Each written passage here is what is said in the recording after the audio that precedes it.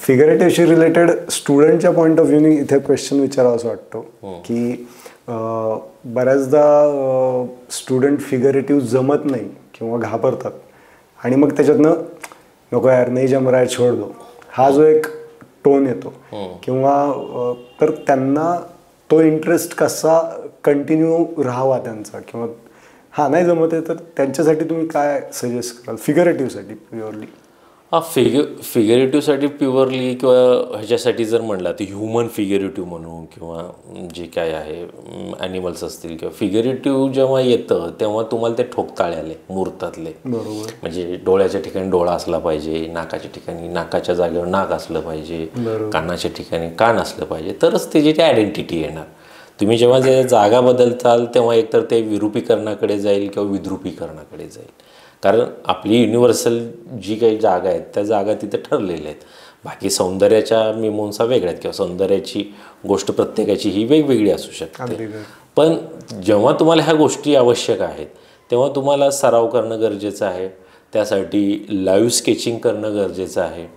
कारण live sketching ह्याच्यासाठी की तुम्हाला वातावरणातले जे काही प्रकाश आहेत वातावरणातल्या प्रकाशामध्ये तुम्हाला ती लाईन शोधायची आणि ती लाईन शोधून तुम्हाला ती ड्रॉय करायची आहे. वातावरणात जे काय आपले डोळ्याला किरण येतात वातावरणातनं रिफ्लेक्ट होऊन येत असतात त्यातनं माझी लाईन त्यातनं ती मोल्डिंग त्यातलं सॉलिडिटी ह्या सगळ्या गोष्टी तुम्हाला म्हणजे 3D मधनं तुम्हाला 2Dत कन्व्हर्जन करायचं आहे.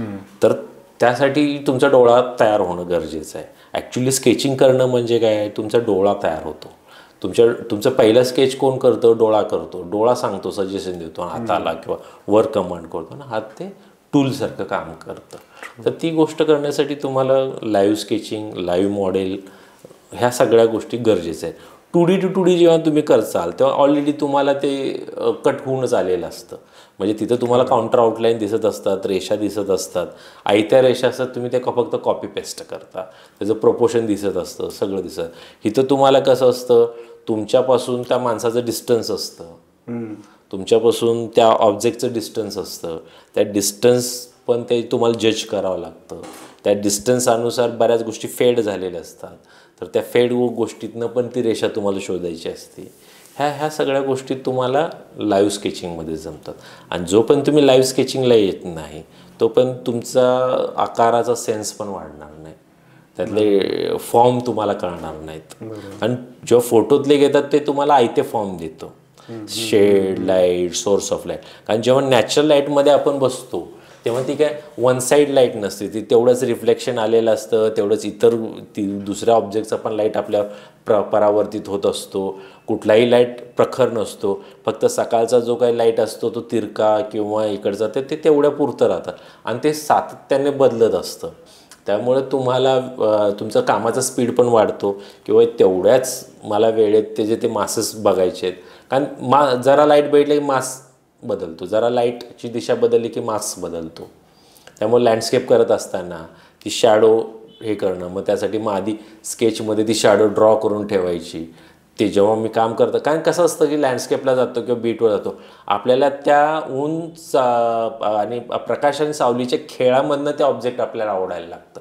बाकी ऑब्जेक्ट तिथंच असतं ते. जेव्हा आपण विशिष्ट टायमिंगला जातो फिरता फिरता अरे छान दिसतं हे काय छान दिसतं तर त्यातले शेड्स लाईट्स जे असतात ते कुठंतरी आपल्याला स्ट्राईक झालेलं असतं. त्यातनं तयार झालेला ड्रामा आपल्याला तो जो डेप्थचा आहे ह्याचा आहे त्याचा आहे ते आकार खुललेला आहे ते आपल्याला स्ट्राईक झालं असतं आणि मग ते आपण पहिल्यांदा ते ड्रॉ करून ठेवलं पाहिजे आणि मग कामाला गेलं पाहिजे. स्पीड वाढतो त्यामुळं. मग कारण तेवढ्या तो लाईट बदलायच्या तुम्हाला ते काम कम्प्लीट करायचं असतं त्या बीटवर. म्हणून आपण वॉटर कलर जास्त प्रिपेअर करतो ऑइलपेक्षा. मग आता ॲक्रेलिक त्यातल्या त्यात प्रिपेअर केलं जातं म्हणजे ते तुम्हाला तेवढ्या वेळेत ते संपवायचं आहे.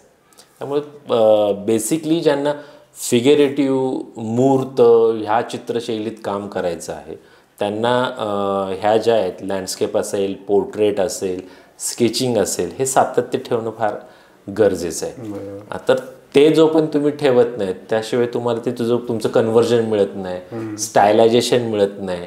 कारण मला जर त्यातला बेसिक स्ट्रक्चरच माहीत नाही आहे तर मी पुढं त्याचं कन्व्हर्जन करणार कसं? त्यासाठी बेसिक स्ट्रक्चर गरजेचं आहे.